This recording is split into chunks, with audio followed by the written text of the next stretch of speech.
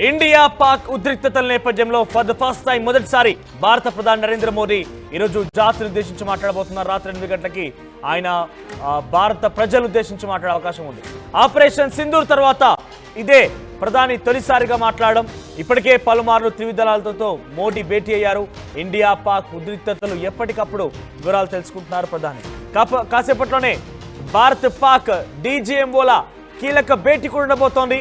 ఇరు దేశాల మధ్య ఉద్రిక్తత పరిస్థితుల నేపథ్యంలో ఇద్దరు కూడా చర్చ జరిగే అవకాశం ఉంది. అయితే కాల్పుల విరమణ, ఉగ్రవాదం పైన కూడా చర్చ జరగవచ్చు. ఇద్దరి మధ్య ఇరు దేశాల డీజీఎంఓల భేటీ తర్వాత ఎటువంటి ప్రకటన వస్తుందో అనేటువంటి ఒక ఆసక్తి, ఒక ఆందోళన అయితే వ్యక్తమవుతోంది.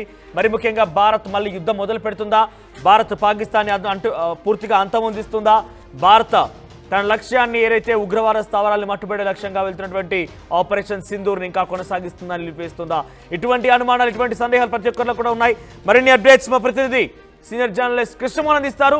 కృష్ణమోహన్, సో ఈరోజు మోదీ యొక్క ప్రసంగం పైన చాలా మంది ఎదురు చూస్తున్నారు.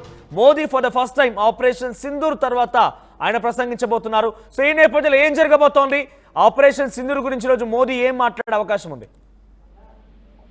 బేసిక్ గా చాలా ఇంట్రెస్టింగ్ థింగ్ అయితే కనపడుతుంది. ఎందుకంటే 5 గంటలకి ఎవరైతే బీజీఎం సంబంధించిన మీటింగ్ జరుగుతోంది. యాక్చువల్ గా 12 గంటలకు జరగాలి, అది 5 గంటలకు జరుగుతోంది.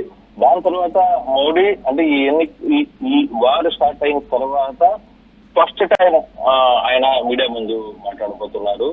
కొంత కీలకమైన అంశాలు అయితే మాట్లాడారు. ఎందుకంటే ఇటీవల కాలం వరుసగా 2-3 రోజులు సీజ్ ఫైర్ జరిగినప్పటి నుంచి కూడా కంప్లీట్ గా మోడీని టార్గెట్ చేస్తూ ప్రతిపక్షాలు, సోషల్ మీడియా మొత్తం వ్యవస్థ, భారతదేశం మొత్తం కూడా ఆయన్ని టార్గెట్ చేస్తూ పెద్ద ఎత్తున నిరసన వ్యక్తం చేస్తుంది. అతని మీద అతను కామెంట్స్ కూడా చేస్తున్నారు. సో ఈ నేపథ్యంలో మోడీ ఏం మాట్లాడబోతున్నారు అనేది ఇక్కడ చర్చ. బేసిక్ గా ఇప్పుడే మోడీ మాట్లాడబోతున్నారు, 8 గంటలకు ప్రెస్ మీట్ ఉంది అని చెప్పిన తర్వాత కూడా ఇప్పుడే మోడీని కూడా ట్రోల్ చేసే పరిస్థితి. మోడీ మనం కొత్త పని చెప్పబోతున్నారు.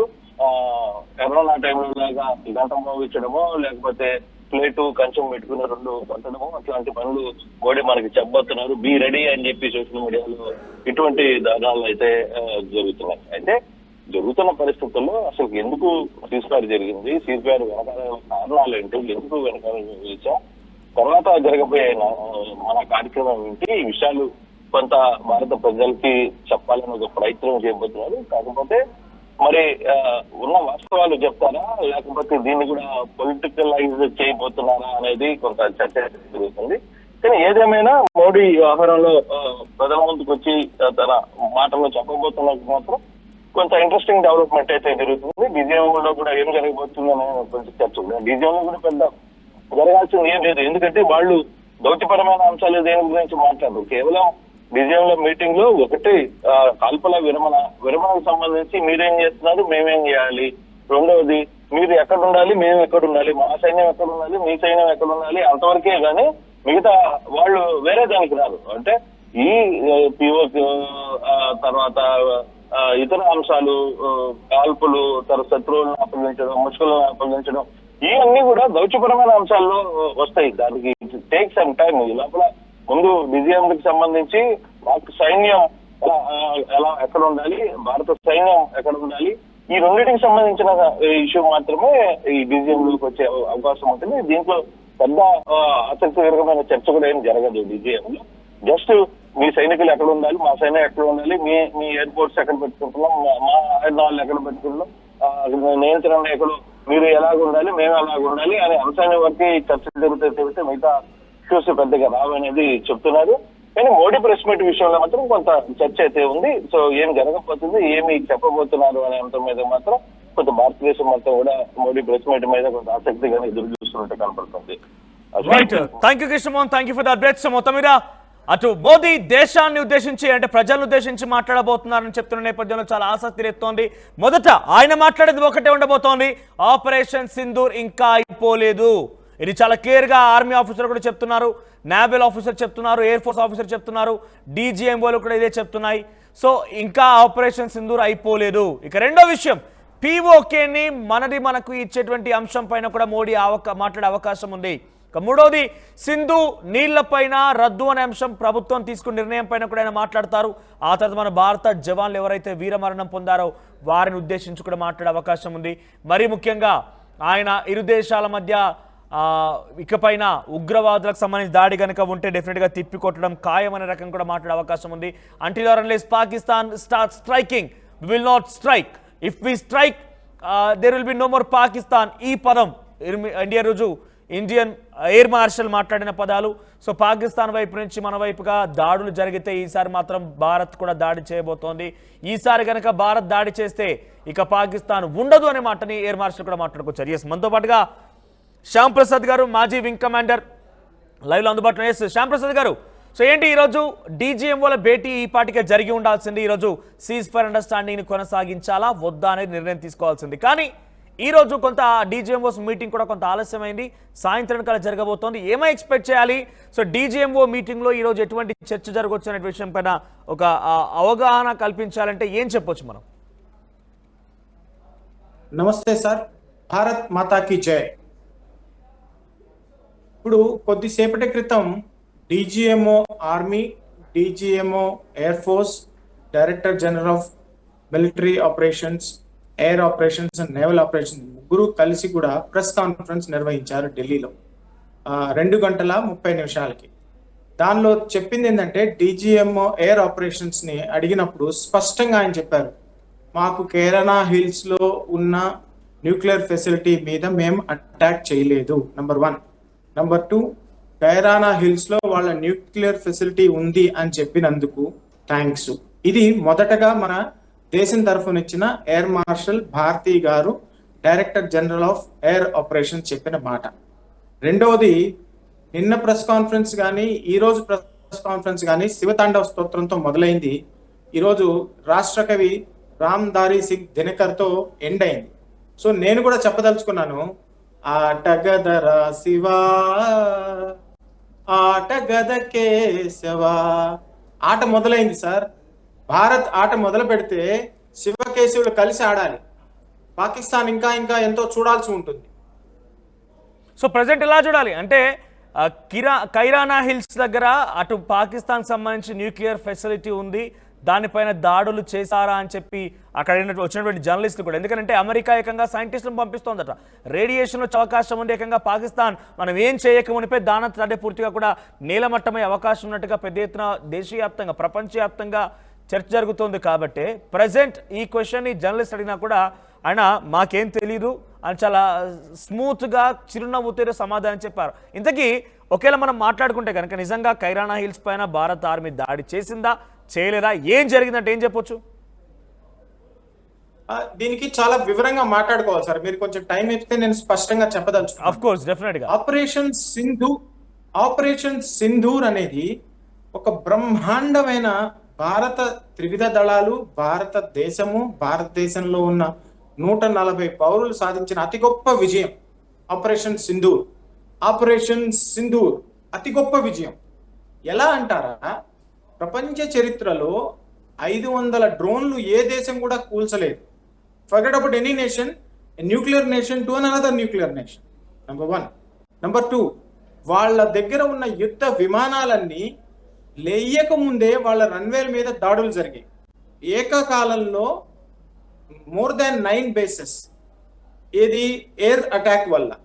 మొదటి రోజు టెర్రరిస్ట్ స్థావరాల మీద 9 స్థావరాల మీద 100 కిలోమీటర్లకు వెళ్ళి, సో ఒక 5-6 సంవత్సరాల తర్వాత వార్ స్టడీస్ జరిగినప్పుడు, యుద్ధ తంత్రం జరిగినప్పుడు, డాక్ట్రిన్ అంటాం కదా, వార్ డాక్ట్రిన్, దాంట్లో ఏం చదువుతామంటే ఆపరేషన్ సింధూర్ భారత్ జరిపింది. రీసెర్చ్ చేయాల్సి ఉంటుంది, ఎలా సాధించారు వీళ్ళ వ్యవస్థ ఏంది అని. దీనిలో గొప్పతనం ఏంటంటే, మనం మన దేశ భూభాగం దాటకుండా మన దేశాన్ని రక్షించుకున్నాం. మన పౌరులకి ఎంత తక్కువ అసౌకర్యం కలిగితే అంత తక్కువ అసౌకర్యం కలిగేటట్టు చూసుకున్నాం. 4 రోజుల పాటు పాకిస్తాన్ని 30,000 కోట్లకు పైగా నష్టపోయే స్థితికి చేర్చాం. అతి గొప్ప విజయం. ఇక ఓపెన్ సోర్సెస్ లో అవైలబుల్ ఇన్ఫర్మేషన్ గురించి మాట్లాడాలంటే చాలా ఉంది. దాన్ని మనం పత్రికాముఖంగా మనం త్రివిధ దళాదే ప్రతినిధులు, డీజీఎంఓస్ పత్రికాముఖంగా వాళ్ళు చెప్పిన వార్తలు మన దగ్గర ఉన్నాయి. ఓపెన్ సోర్స్ లో ఏమేమి ఉన్నాయి, అమెరికా విమానం బయలుదేరింది, రేడియేషన్ చూడడానికి బయలుదేరింది, టర్కీ విమానం బయలుదేరింది, ఇవన్నీ కొన్ని రోజుల్లో తేలిపోతాయి. ఇంకొకటి కూడా ఉంది, ఇది ఒక ఇన్ఫర్మేషన్ డిస్ఇన్ఫర్మేషన్ క్యాంపెయిన్ గా కూడా మనం చూడొచ్చు. ఓకే, అంటే డిస్ఇన్ఫర్మేషన్ క్యాంపెయిన్ వల్ల పాకిస్తాన్ లబ్ధి జరిగే అవకాశం ఉంది. పాకిస్తాన్ నుంచే ఇవన్నీ జరుగుతున్నాయి. అమెరికా నుంచి సైంటిస్టులు బయలుదేరారని చెప్పి, కానీ వెంటున్నట్టుగా టర్కీ నుంచి సైంటిస్టులు బయలుదేరని చెప్పేదానిలో కాడ కూడా ప్రపంచవ్యాప్తంగా చర్చ జరుగుతోంది. అంటే పాకిస్తాన్లో ఒక న్యూక్లియర్ సంబంధించిన స్థావరం పైన భారత్ దాడి చేసింది, దాని కారణంగా రేడియేషన్ మొదలైపోయింది, పాకిస్తాన్ అల్లాడిపోతోంది, డేంజర్లో ఉందనేటువంటి వార్తల వల్ల పాకిస్తాన్కి ఏ రకమైన లాభం జరగవచ్చు? ప్రపంచవ్యాప్తంగా అమెరికా కానీ టర్కీ కానీ ఏ రకంగా లాభం జరుగుద్ది? ఇది డెఫినెట్గా భారత్ విజయం అనుకోవాలి. ఎందుకంటే వాళ్ళు ఏకంగా వేలు చూపిస్తే చేయి నరికేస్తామన్న చందంగా న్యూక్లియర్ న్యూక్లియర్ న్యూక్లియర్ అని చెప్పి పదే పదే వాళ్ళు చెప్పిన మాటలన్నీ కూడా ఒక్కసారిగా ఈ దెబ్బతో మూసుకోబోతున్నాయి. కానీ ఇక్కడ భారత్ కన్ఫర్మ్ చేయడం లేదు, మేము దాడి చేయలేదు, దాని గురించి ఎటువంటి అవగాహన లేదు, ఐఎమ్ సారీ అని చెప్పి చాలా క్లియర్గా air marshal AK Bharti silent అయిపోయారు. చిన్న చిరునవ్వుతో వదిలేశారు ఆయన. అంటే ఎలా చూడాలి? ఇంతకీ భారత్ దాడి చేసినట్టా లేదా నిజంగా పాకిస్తాన్లో జరిగిందా? అమెరికా ఇవన్నీ కూడా వెళ్తున్నాయని చెప్పడంలో పాకిస్తాన్కి వచ్చే లాభం ఏంటి? ఇది విక్టిమ్ కార్డ్ ప్లే చేయడం సార్. పాకిస్తాన్ కి విక్టిమ్ కార్డ్ ప్లే చేయడం పుట్టినప్పటి నుంచి అలవాటైంది.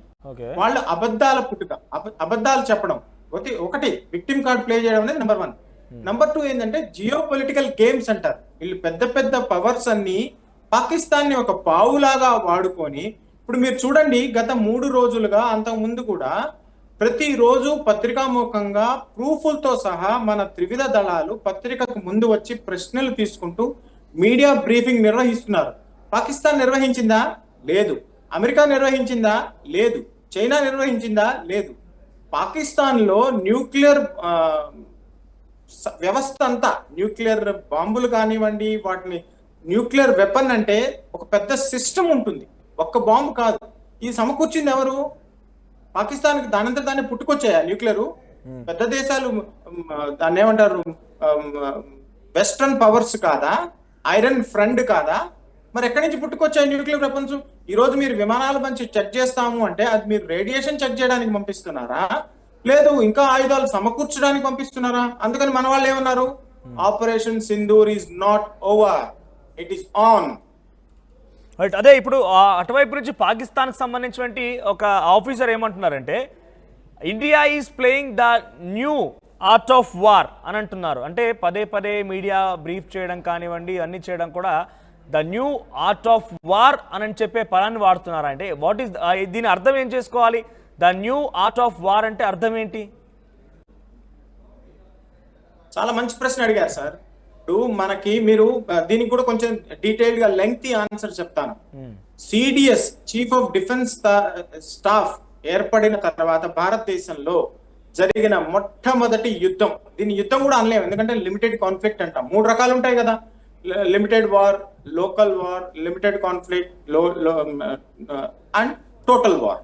సో మనం ఏం చేసాం, ఊరికి సర్జికల్ స్ట్రైక్ చేసాం, పుల్వామాకి ఏం చేసాం, బాలకోట్ స్ట్రైక్ చేసాం. ఇప్పుడు పహల్గామ్కి ఏమైంది, వాళ్ళ శత్రు స్థావరాలు ముంచేసాం. మన ఫైట్ తీవ్రవాదులతో, పాకిస్తాన్ దేశంతో కాదు, పాకిస్తాన్ మిలిటరీతో కాదు. మీరు తీవ్రవాదుల దాడులు చేయొద్దు. మా అమాయకమైన ప్రాణులు, మనకు తెలుగు తేజాలు విహారయాత్రకు వెళ్ళి కావాలి వాళ్ళు, సత్యవేడ్ జిల్లా అతను మురళీ నాయక్, అమాయకుల్ని చంపేయాలి. సోల్జర్ కానీ ఒక భారతీయ పౌరులు కానీ వాళ్ళ దేశంలో స్వచ్ఛందంగా తిరుగుతున్నారు.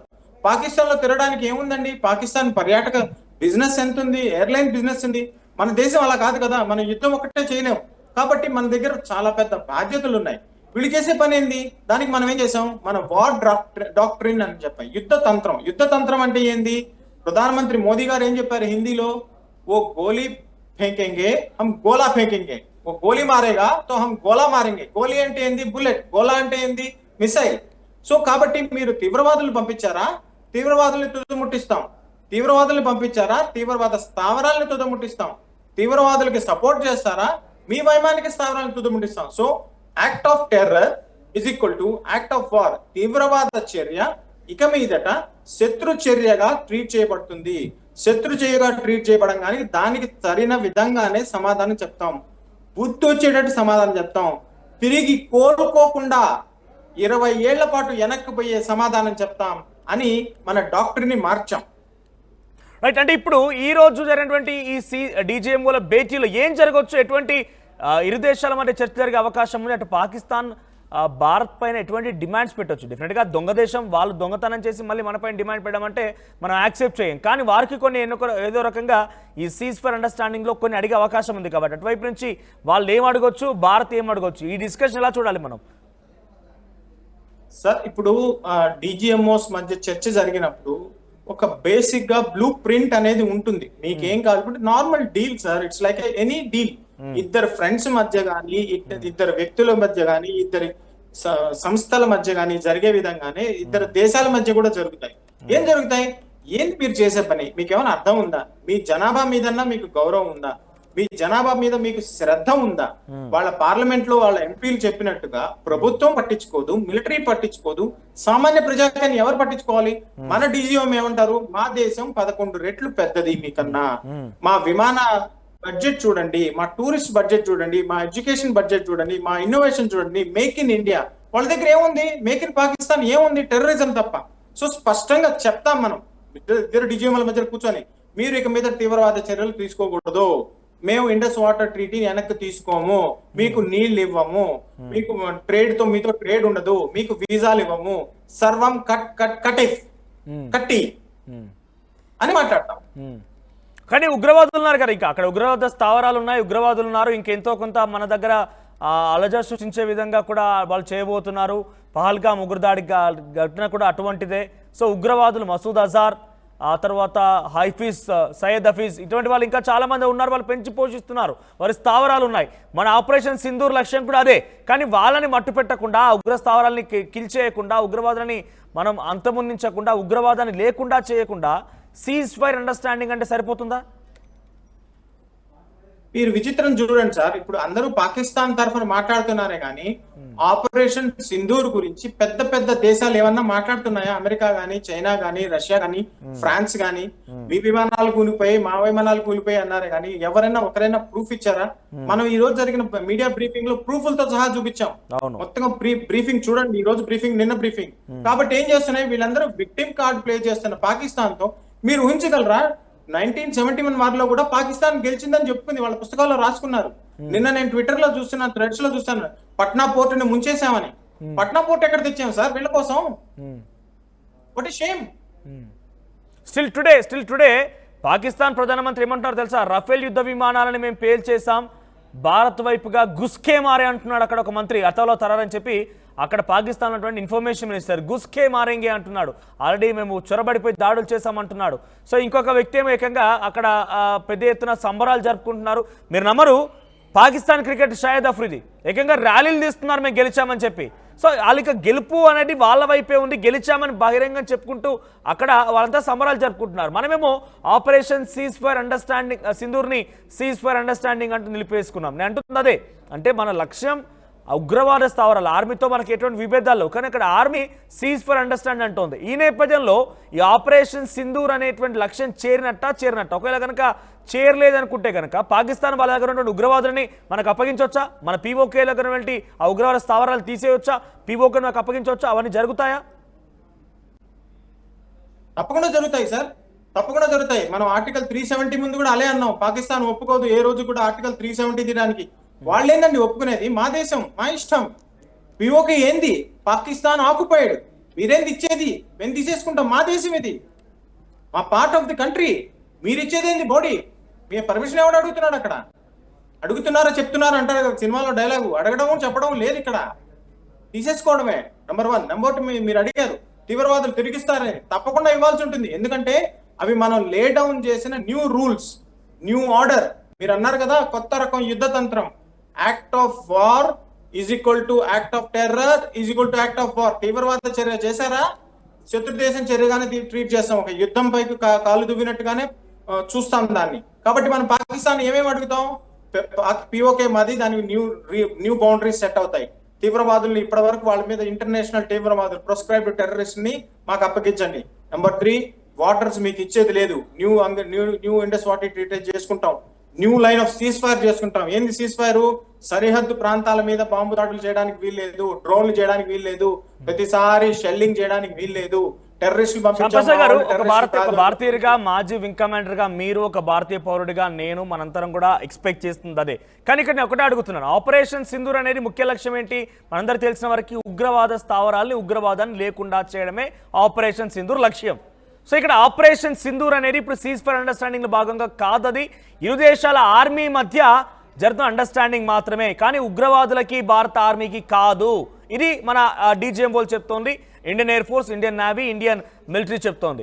కానీ అంటున్నారు ఆపరేషన్ సింధూర్ అంటే ఇంకా వాళ్ళు ఉగ్రవాద స్థావరాలు మట్టుపెట్టడమే కదా. వాళ్ళు ఉగ్రవాద స్థావరాలు వాళ్ళు ఏమంటున్నారు, ఇక్కడ ఉగ్రవాదులు అనే వాళ్ళు ఎవరు లేరు, వాళ్ళంతా మా సివిలియన్స్ అంటున్నారు. అంటే మనం పాకిస్తాన్ మాట్లాడేటువంటి ఆర్మీ చెప్పే మాటలతో సీజ్ ఫైర్ అండర్స్టాండింగ్ అంటూ ఆగిపోవాలా? ఆపరేషన్ సింధూర్ పేరుతో మన ఉగ్రవాదుల్ని కొట్టేయాలా? ఏం జరగాలి? కరెక్ట్ ప్రశ్న వేశారు మీరు, చాలా మంచి ప్రశ్న వేశారు. మనం ఏమన్నాం, ఆపరేషన్ సింధూర్ లక్ష్యం తీవ్రవాద స్థావరాల్ని తుదముట్టించడం, తీవ్రవాదులు మళ్ళీ లేకుండా నడ్డి విరిగేటట్టు వాళ్ళని నడ్డి వించేయడం. కానీ ఈ రోజు పత్రికా ప్రకటనలో మనం ఏం చెప్పాం, ఆపరేషన్ సింధూర్ ఇంకా అంతం కాలేదు అని. మీరు అర్థం చేసుకోండి, దీని అర్థమేమి తిరుమలేసా, దీని భావమేమి తిరుమలేసా. మనం ఏమంటున్నాం, ఆపరేషన్ సింధూర్ కాలేదు, వాళ్ళు ఏమంటున్నారు, ఎక్కడెక్కడో డిస్ఇన్ఫర్మేషన్ క్యాంపెయిన్ చేసుకుంటున్నారు. అంటే ఏంది, భయం అనేది ఉండాలి. రామచరితమానస్ పద్యం చెప్పారు కదా ఈరోజు ఎయిర్ మార్షల్ భారతి గారు, భయం ఉండాలి. భయం ఎలా ఉండాలి అంటే ఇంకోసారి అడుగు వేసేంత భయపడాలి అడుగు వేసే ముందు. కాబట్టి మనం ఏమంటున్నాం, operation Sindoor is on. Right, అదే operation Sindoor if it is on, మనం ఇంకా పాకిస్తాన్ ఉగ్ర స్థావరాల పైన, మన పైన ఎవరైతే డేగ కన్ను వేసి మన వాళ్ళని ఇబ్బందులకు గురి చేయాలనేటువంటి ఆలోచనతో, మన దేశం పైన దాడులు చేయాలని దురాలోచనతో ఆ ఉగ్రవాదులు మట్టుబెట్టాలి. కానీ పాకిస్తాన్ ఏమంటోంది, వీళ్ళంతా ఉగ్రవాదులు కాదు, మా సివిలియన్స్ అంటోంది, వాళ్ళ దగ్గర సామాన్య ప్రజలు అంటోంది. ఏకంగా ప్రధాని, పాక్ ఆర్మీ చీఫ్ ఆసిమ్ ఇద్దరు కలిసి వాళ్ళకి నివాళులర్పిస్తున్నారు, వాళ్ళకి జెండాలు కప్పి వాళ్ళని దేశోద్ధారకులుగా వాళ్ళ అంత్యక్రియలు చేస్తున్నారు. అంటే ఇక్కడ ఇంకా సీజ్ ఫైర్ లాంటిది ఉంటుందా? నా క్వశ్చన్ ఇక్కడ స్ట్రైట్ గా, ఆపరేషన్ సింధూర్ లక్ష్యం అదైనప్పుడు వాళ్ళంతా సివిలియన్స్ అని వాళ్ళు అనుకుంటుంటే ఇంకా ఈ సీజ్ ఫైర్ ఎక్కడిది? సీజ్ ఫైర్ ఏమి ఉండదు కదా. చాలా మంచి ప్రశ్న. సీజ్ ఫైర్ దేనికి? మీరు మీ సామాన్య పౌరులు కదా, టెర్రరిస్టులు కాదు కదా. మరి మీకు సీజ్ ఫైర్ దేనికి కావాలి? ఎందుకు సీజ్ ఫైర్ కావాలి మీకు? పాకిస్తాన్ సీజ్ ఫైర్ అని అమెరికా దగ్గరికి ఎందుకు వెళ్ళింది, చైనా దగ్గరికి ఎందుకు వెళ్ళింది? అవును, సో నేను అడుగుతున్నా, ఇప్పుడు మనం మళ్ళీ కంటిన్యూ చేయొచ్చు, ఆపరేషన్ సింధూర్ కంటిన్యూ చేసి ఇంకా దాడులు జరగవచ్చు అంటారా? అంతే కదా. మన ప్రభుత్వం కానీ, మన త్రివిధ దళ రిప్రజెంటేటివ్స్ కానీ, director general of military operations, air operations కానీ ఏం చెప్పారు? స్పష్టంగా పత్రికా ప్రకటన చేశారు. అందరి ముందు, ప్రపంచం ముందు వచ్చి ప్రకటించారు ఏం జరుగుతోందని. మనం ఏమంటున్నాం, ఆపరేషన్ సింధూర్ ఇస్ ఆన్. 7వ తేదీ ఇలా జరిగింది, 8వ తేదీ ఇలా జరిగింది, 9వ తేదీ ఇలా జరిగింది. వాళ్ళ సైడ్ నుంచి ఎవరన్నా ముందుకు వచ్చి మాట్లాడారా? అమెరికా మాట్లాడిందా? చైనా మాట్లాడిందా?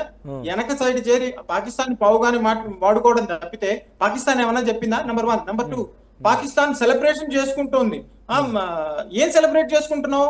పట్నాలో పోర్ట్ ముంచేసింది అనుక, హరిద్వార్ లో పోర్ట్ ముంచేసింది అనుక.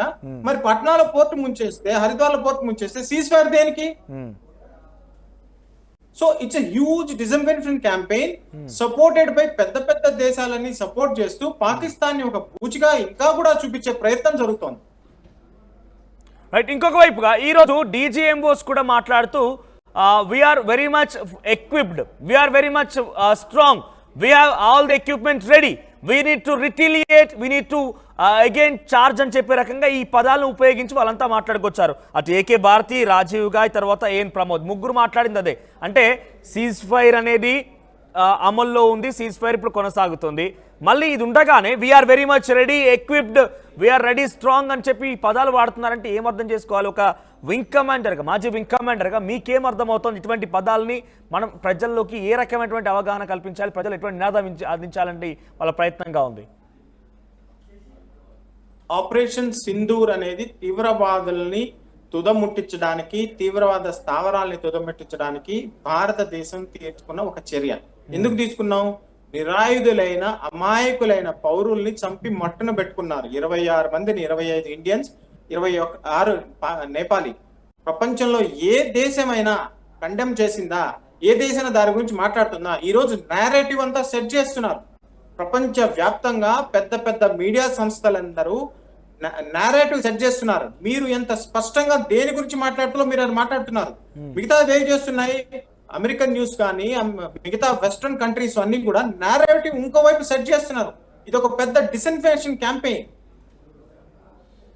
సో అదొక సైకలాజికల్ వార్ఫేర్ కూడా తెరలేకపోవచ్చు. సరే వాళ్ళందరూ పక్కన పెడదాం. బట్ కన్ఫైన్ టు మనం మా ఒక తెలుగు ప్రజలుగా తెలుగు వారికి అర్థమయ్యే రీతిలో చెప్పాలంటే ఒక్క మాటలో చెప్పండి, operation Sindoor is on going project, right?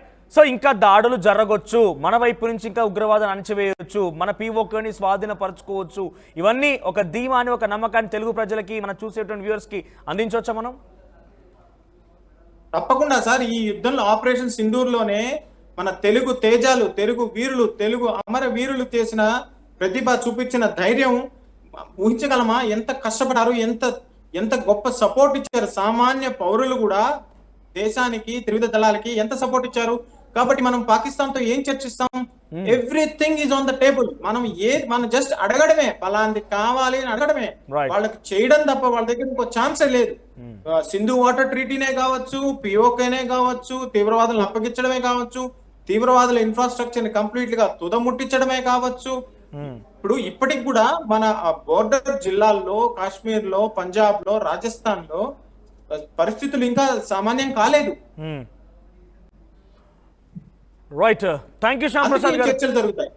Right, thank you Shyam Prasad garu. So it's an ongoing operation Sindoor. ఇది ఇప్పటితో ఆగే ప్రసక్తే లేదు. ఇంకా ఉగ్రవాద స్థావరాల్ని మట్టుపెట్టే అవకాశం కూడా ఉంది. అటువైపు నుంచి దాడులు చేస్తే మన ఆర్మీ దాడి చేస్తుంది, అటువైపు నుంచి ఆర్మీ పర్సనల్స్ కనుక దాడి చేస్తే ఈసారి డెఫినెట్ గా ఇందాక శ్యామ్ ప్రసాద్ గారు చెప్పింది కానివ్వండి, ఇంకా ఒక గంట క్రితం డీజీఎంఓలు చెప్పింది కానివ్వండి, అంతా చెప్పేది ఒకటే, శివతాండవం. ఇక భారత ఆర్మీ, భారత ప్రభుత్వం శివతాండవం మొదలు పెట్టబోతోంది. పాకిస్తాన్ని అంతమొందించేటువంటి ప్రక్రియ ఉండబోతుంది ఒకవేళ కనుక పాకిస్తాన్ ఆర్మీ మళ్ళీ దాడులు చేయడం మొదలు పెడితే. కానీ ఆపరేషన్ సింధూర్ ఇంకా కొనసాగుతుంది. మనం ఇక్కడ ఇరు దేశాల మధ్య ఆర్మీ పర్సన్స్ మధ్య జరిగేటువంటి చర్చని ఆపరేషన్ సింధూర్తో ముడిపట్టలేం. ఆపరేషన్ సింధూర్ అనేది ఉగ్రవాద స్థావరాల్ని, ఉగ్రవాదం అంతమొందించడం కోసం. ఈ సీజ్ ఫైర్ ఒప్పందం అనేది కేవలం ఇరు దేశాల ఆర్మీ పర్సన్స్ మధ్య, ఇరు దేశాల ఆర్మీకి సంబంధించిన ఎయిర్ బేస్లు లేకపోతే ఇతరత్ర స్థావరాల్ని జర కంట్రోల్డ్గా మనం ఎటువంటి దాడులు చేయకుండా ఉండడం వరకు మాత్రమే ఈ సీజ్ ఫైర్. కానీ ఉగ్రవాదాన్ని మాత్రం అణచివేయడమే ఆపరేషన్ సింధూర్. అది కొనసాగుతూనే ఉంటుంది.